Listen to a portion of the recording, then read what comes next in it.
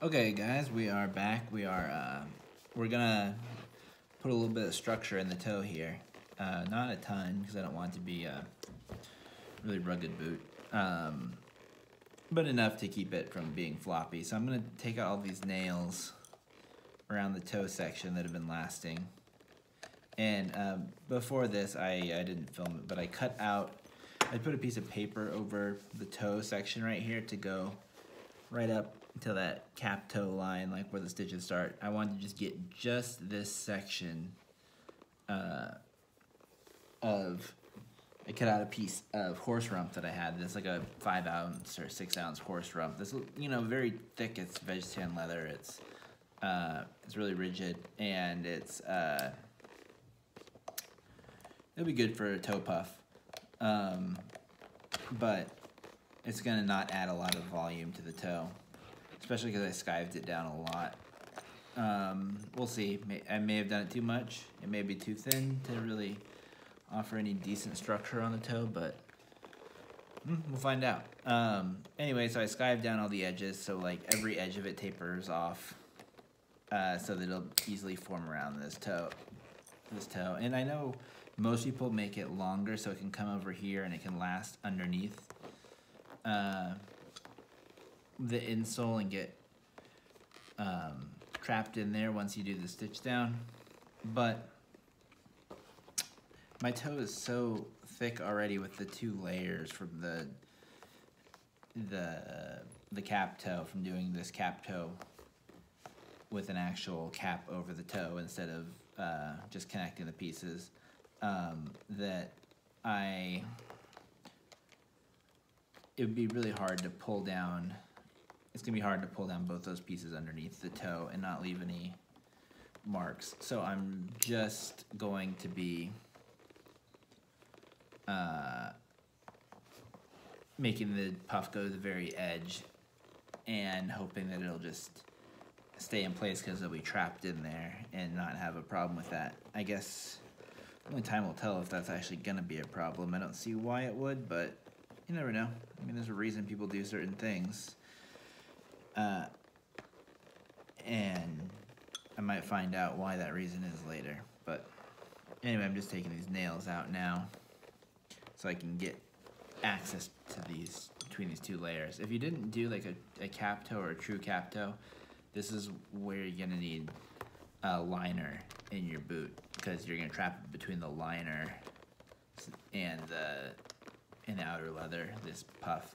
That's why even unlined boots still have liner down here under the toe so they can trap the puff.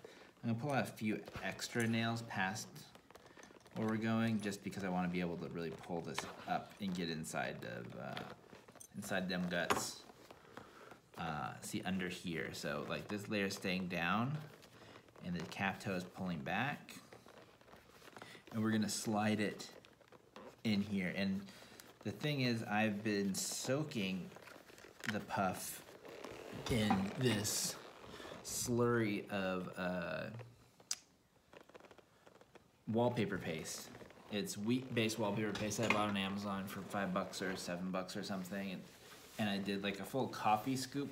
I basically just, there's no exact measurement for me. I filled this pot, I put the puff in the pot, covered it with water just a little bit over the top of it, and then put a scoop of the wallpaper paste in it with my coffee scoop, and then I stirred it up with my finger, and then I soaked it in here, and it's hopefully absorbing all that wallpaper paste. Is gonna stiffen it up, but you can see it's just nice and gooey, and you can see how it's tapered out on the edge. There was a little cut on the side of it right here where my skiving machine kind of messed it up, but yeah, it shouldn't matter too much because it's gonna be in there. The thing is, it doesn't feel terribly soft. It should have been softer. The first one I did absorbed a lot of the moisture, and I think the paste thickened up and is stopping it from absorbing all the moisture that it should have absorbed. But I think it'll still be okay. I just want to get this in there with a bunch of this paste, and it's all gonna kind of hopefully gel together. It makes a bit of a mess, and I wanted to do this now because I just did the other one and I don't want to have to remake the paste. And so I think it's just gonna go like, I think it's slightly, oh, I'm getting paste all over my cool apron. This is what an apron's really good for. Wallpaper paste day. And you don't want to get, especially if you're like me and you're making it, oh man, maybe you got too much paste on this. But if you're like me and you're making a boot that is using like a rough out or any sort of outside that's like veg tan or something that's going to want to take dye, it's also going to want to absorb this paste. So you want to be real careful where you're getting this paste. And hopefully not get it all over like the leather that's going to show, because you don't. That noise right there is my cat. That vibration also is, he's annoyed that I'm not paying attention to him, and he's beating on the back of my computer screen. He's running against it. So, yeah, I got this in here. I'm going to have to take a second to clean this up a little bit, because I got paste everywhere. See the paste out there? It's going to want to absorb into this, like the porous leathers, and make a mess of your shit.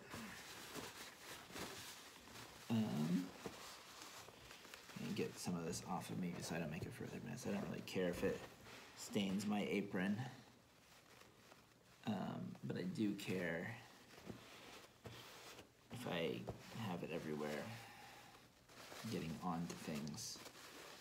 It's kind of like glue. It's gonna get tacky, and I mean it is glue for holding up wallpaper, but it's not quite as bad as like the barge cement and dealing with all that.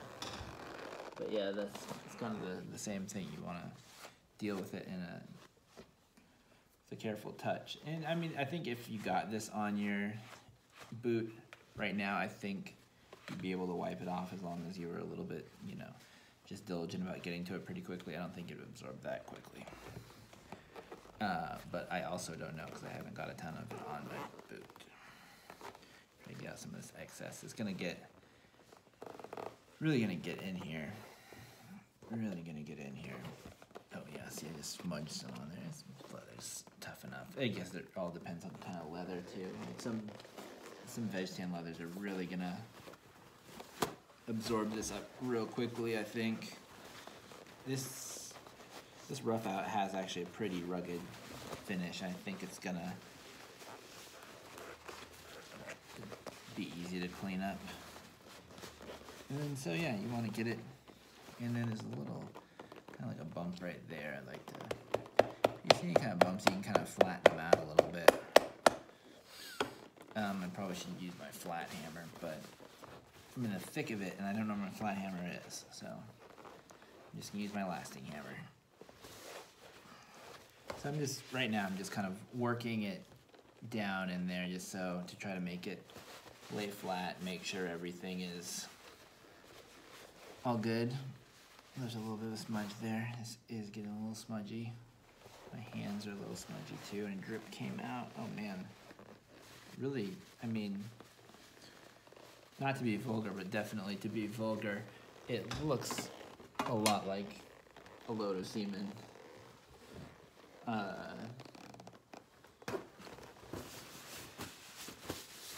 It just, and it gets everywhere, and you go through a ton of paper towels. But yeah, so now once we get this in here, we're gonna really want to pull this nice and tight. Norman, you don't need anything right now. I know you really want that treat, but you have to wait. This is another reason that I realized that when you're lasting the toe, you don't want to last too close to the edge, because now that the puff's in here, this is actually pulled up a tiny bit, and so some of those lasting holes are coming over like the welt line. It doesn't really bother me too much, as long as, especially because of the double cap toe, I'm not, there's ooze coming out of the old nail holes. It doesn't bother me too much, especially because the double cap toe is gonna, it has a lot of reinforcement, and just, it's not gonna show through. If someone like is sniffing my boots, like, they might see it, but I don't really let people sniff my boots.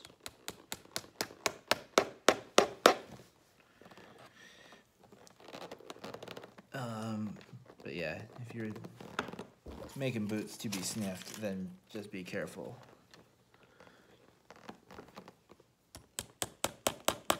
And no, I haven't been drinking.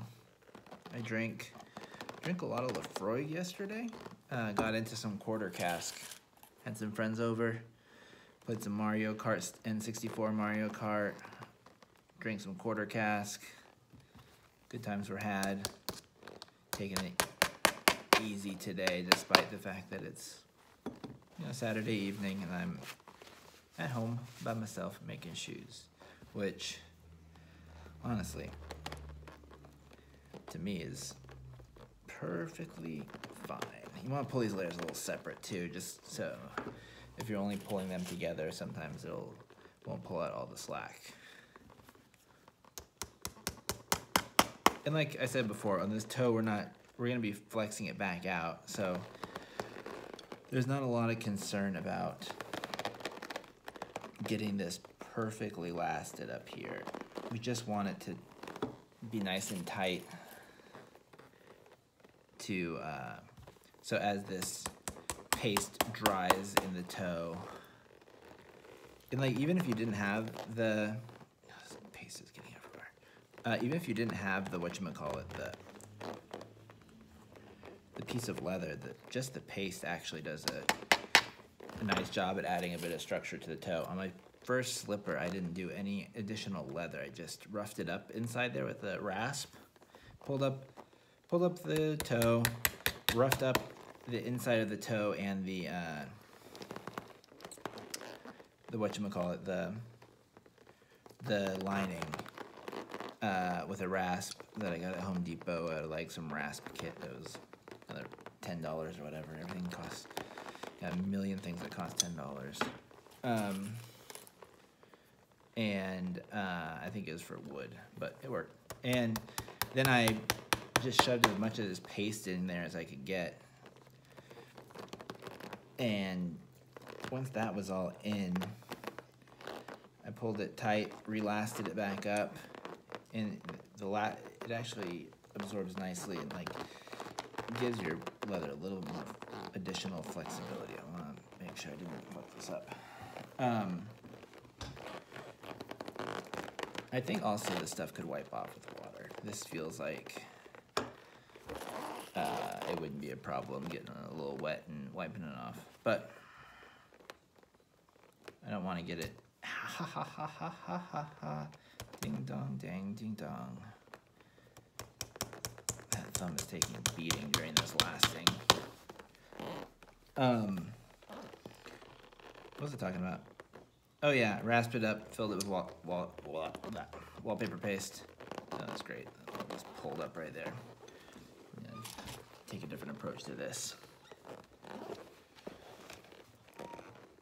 Come at it from this side.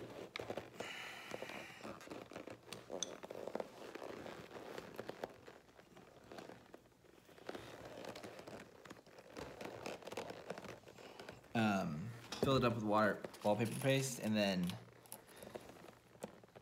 yeah, it was actually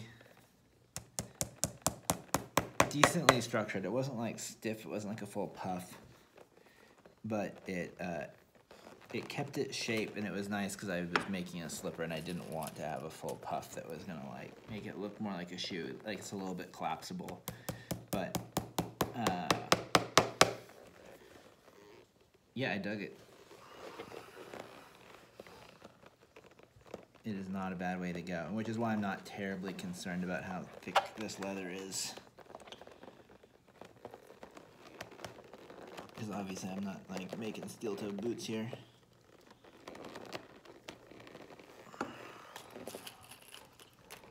Sorry if I'm getting out of the camera. Sometimes you get tugging and the paste gets everywhere and your hands get all sticky. You need paper towels and you're talking to the webcam and you lose track of the money shot.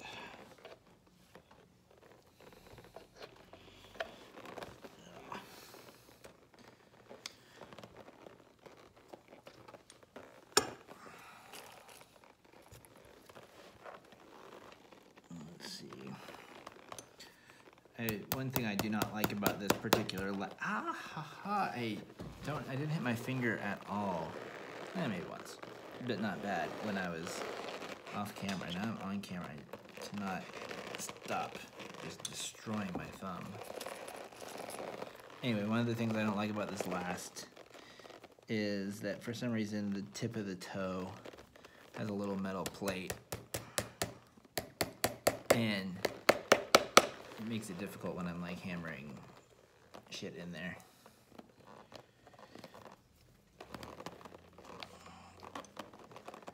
Because it won't hammer all the way down in. It'll hammer into the leather layer, but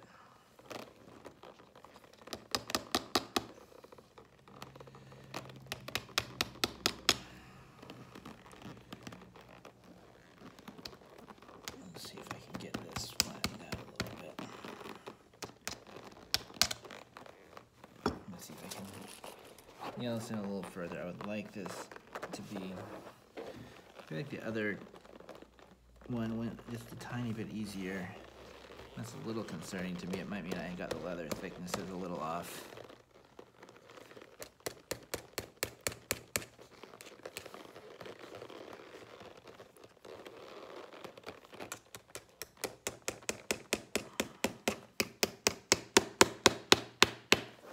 So yeah, see, some of these you can really get in there.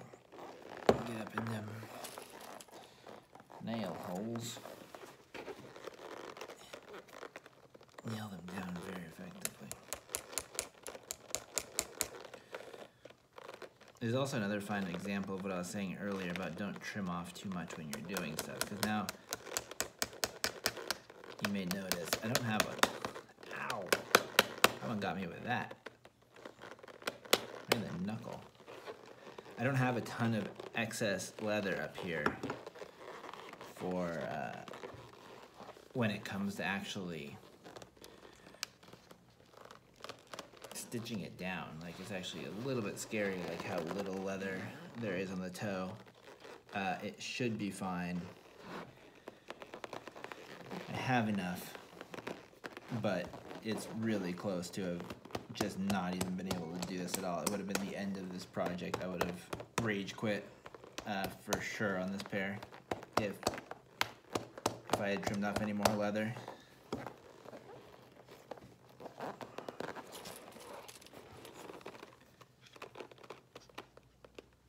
That knuckle one really got me good, Odell. The tip of that just got me. You're gonna need emergency surgery in the studio. If you don't know the legacy of that quote, Google it.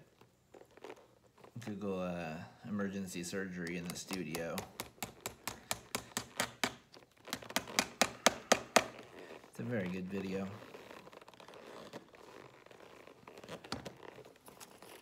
One of those videos that was very popular when I was in college, which is gonna show my age a little bit, but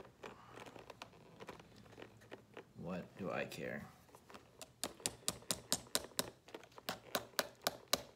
Oh shit, that may have just went straight through. That was not a good nail. I almost like popped that nail right through the top of the thing. Alright, I think we're probably about done being nailed in here. Yeah, finish it. Oh. Finish this one. I just want something to hold this toe down better. But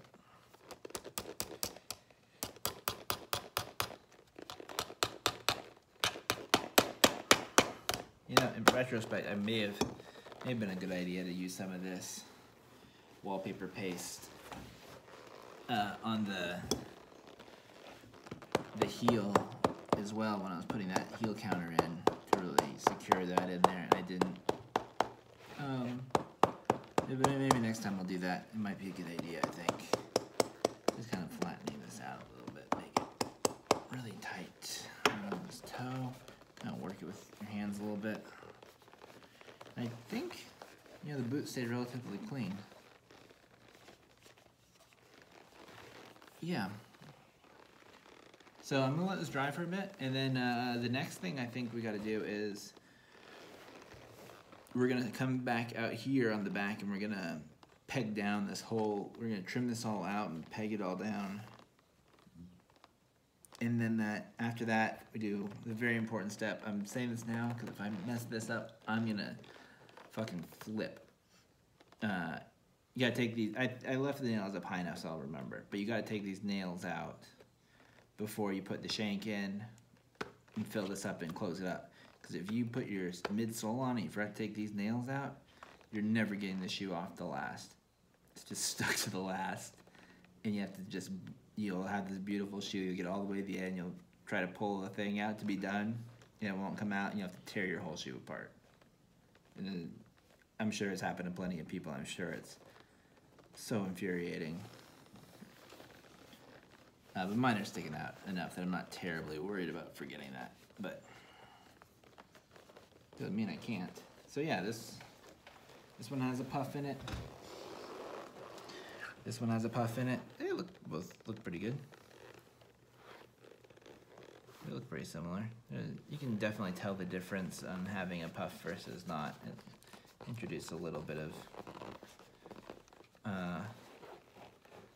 bulk, a little bit of like unevenness just from where the skiving happened, because it's not a perfect skive. It's not like an imperceptible skive, but it shouldn't be a big problem. I'm not concerned about it. These are my boots. I'm not making them for anybody else. Now I'm gonna go clean up all of this gooey paper towel mess before my girlfriend gets home and wonders what I was doing.